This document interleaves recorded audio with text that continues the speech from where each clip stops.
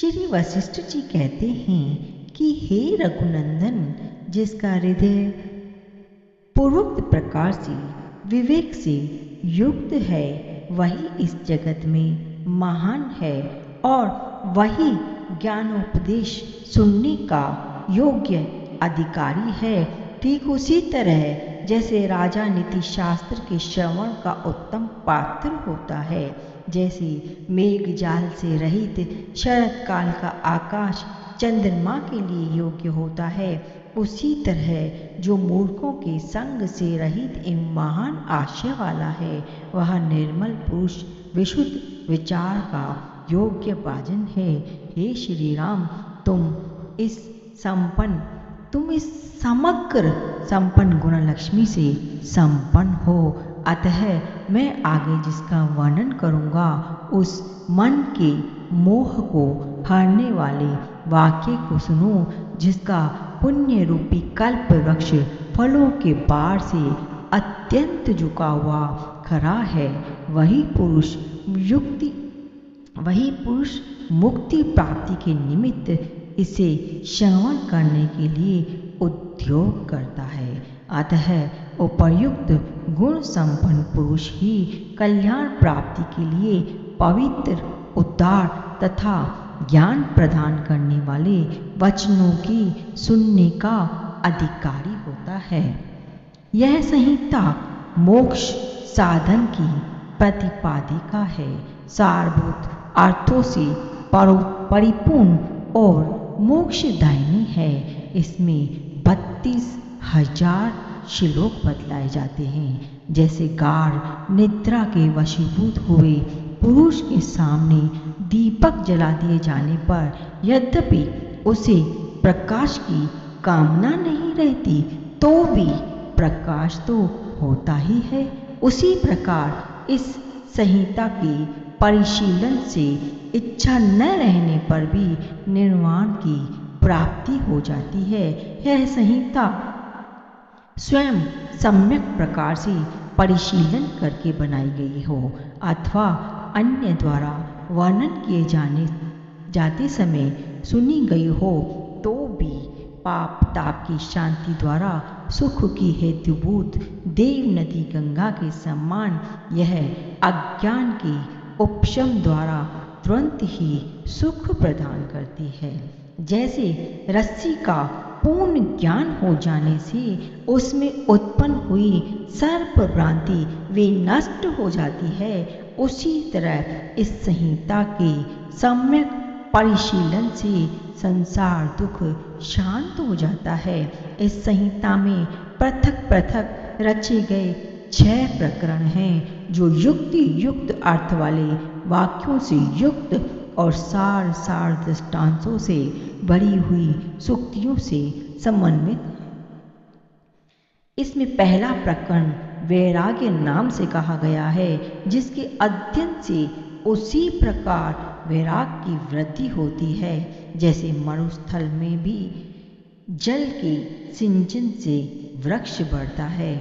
जैसे मणि के बलिभांति मार्जित किए जाने के कारण उत्पन्न हुए प्रकाश से उसमें निर्मलता प्रकट हो जाती है, उसी तरह 1,500 श्लोकों से युक्त इस वैराग्य प्रकरण का विचार करने से विषयों के दोषों का परिज्ञान होने के कारण उत्पन्न हुए विवेक के प्रकाश से हृदय में शुद्धता का उदय हो जाता है। तदंतर दूसरा मुमुक्ष व्यवहार नामक प्रकरण की रचना की गई है। इस प्रकरण में केवल 1,000 श्लोक हैं। युक्तियों से बड़ा होने के कारण यह अत्यंत सुंदर है और इसमें मुमुक्ष पुरुषों के स्वभाव का वर्णन किया गया है। इसके बाद तीसरा उत्पत्ति प्रकरण आता है, जो दृष्टांत और आख्यानों द्वारा परिपूर्ण तथा विज्ञान का प्रतिपादक है। उसमें 7,000 श्लोक हैं। इस प्रकरण में अहम और त्वम जिसका स्वरूप है एवं जो वास्तव में उत्पन्न न होकर भी प्रकट हुई से प्रतीत होती है। दृष्टा और दृश्य के भेद से संबंधित इस सांसारिक संपत्ति का वर्णन किया गया है। इस प्रकरण के सुनने पर श्रोता इस संपूर्ण जगत को अपने हृदय में ऐसा समझता है कि वह तुम और अहम के विस्तार से युक्त लोक, पर्वत और आकाश से समन्वित संकल्प में नगर के तुल्य क्षणध्वंसी स्वप्न में प्राप्त हुए पदार्थों के समान सत्ता रहित मनोराज्य की तरह विस्तार वाला अर्थ शून्य होने के कारण गंधर्व नगर के सदृश दो चंद्रमाओं की भांति भ्रांति के समान मृग तृष्णा में जल भ्रांति की तरह नौका के चलने से पर्वत आदि के संचलन ब्रह्म की भांति चंचल और भरम की भांति चंचल और यथार्थ लाभ से रहित है। तथा जैसे सुवर्ण में कंकर जल में तरंग और स्वर्ण में कंकन और जल में तरंग और आकाश में नीलिमा असत है, वस्तुतः ये क्रमशः अपने अपने अधिष्ठान के ही अंग हैं। इसी तरह यह जगत असत होकर भी सत्य रूप से उत्पन्न हुआ है। परमार्थ दृष्टि से तो यह उस विज्ञान रूपी शरत काल के आकाश के समान है जिसका अज्ञान रूपी कोहरा पूर्ण रूप से शांत हो गया है। तत्पश्चात चौथे स्थिति प्रकरण की अवतारणा की गई है। इस प्रकरण में 3000 श्लोक हैं और यह व्याख्यान और आख्यानों से भरा हुआ है। ब्रह्म ही दृष्टा और दृश्य भाव को स्वीकार करके इस प्रकार जगत रूप एवं अहम रूप से स्थिति को प्राप्त हुआ है। ऐसा इस प्रकरण में कहा गया है। इस तरह यह जगत ब्रह्म जो दसों दिशाओं के मंडल की विशालता से दैदीप्यमान है और चिरकाल से वृद्धि को प्राप्त होता आया है, वह यह विषय भी उस प्रकरण में समझाया गया है। तदुपरांत पांचवा उपशांति प्रकरण कहा गया है। इसमें 5000 श्लोक हैं। यह परम पावन तथा विविध युक्तियों से युक्त होने के कारण अत्यंत सुंदर है। इस प्रकरण में यह जगत है, यह मैं हूँ, यह तुम हो और यह वह है, यूँ उत्पन्न हुई भ्रांति किस प्रकार पूर्ण रूप से शांत होती है, यह विषय बहुत से श्लोकों द्वारा बतलाया गया है। उपशम प्रकरण का श्रवण करने से यह संसार प्राय शांत हो जाता है, क्योंकि जिसका भ्रांत स्वरूप सम्यक प्रकार से शांत हो गया है, ऐसी संस्थिति का सत्तांश मात्र अवशिष्ट रह जाता है। तदंतर निर्वाण नामक छठे प्रकरण का वर्णन किया गया है। इसमें शेष 14,500 श्लोक हैं। यह प्रकरण ज्ञान रूपी महान पुरुषार्थ का देने वाला है। उसे जान लेने पर सारी कल्पनाएं शांत हो जाती है और परमात्मा की प्राप्ति रूप परम कल्याण हस्तगत ही हो जाता है। अधिक क्या, उक्त प्रकरण के ज्ञाता पुरुष के संपूर्ण सांसारिक भरम मिट जाती है। वह निर्विषय चैतन्य प्रकाश रूप विज्ञान स्वरूप आदि व्याधियों से रहित और आकाश मंडल के समान निर्विकार हो जाता है। उसकी सभी जगत यात्राएं शांत हो जाती हैं और वह कृत्य होने के कारण स्वस्थ हो जाता है। वह प्रकृति एवं प्रकृति की कार्यभूत संपूर्ण विषयों में कर्ता के अभिमान और ग्रहण त्याग की दृष्टि से रहित हो जाता है। इसीलिए वह देहधारी होते हुए विदेही सा एवं संसारी होने पर भी असंसारी सा प्रतीत होता है। उसका अहंकार रूप पिशाच नष्ट हो जाता है और वह देह रूप होते हुए भी शरीर रहित सा हो रहता है। चैतन्य घन परमात्मा अपने अंदर कल्पित आकाश में प्रत्येक परमाणु में सहस्त्रों लोकों की रचना करके उन्हें धारणा करता है और स्वयं उन्हें देखता है।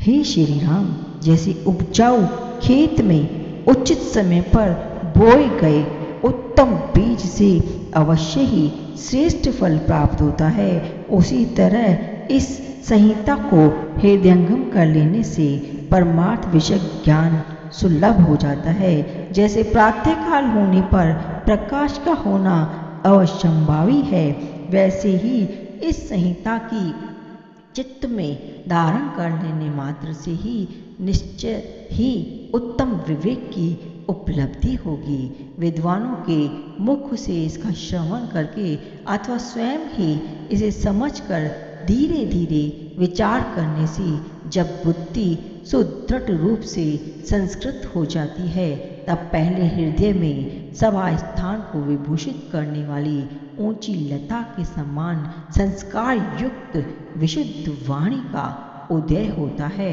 फिर महान गुणों से सुशोभित वह श्रेष्ठ चतुरता प्रकट होती है, जिससे राजा तथा देवगण भी प्रसन्न होते हैं। जैसे सुंदर नेत्रों से युक्त पुरुष रात्रि के समय दीपक हाथ में लेकर सभी पदार्थों को देख लेता है, उसी तरह बुद्धिमान मनुष्य सर्वत्र पूर्वापर का ज्ञाता हो जाता है।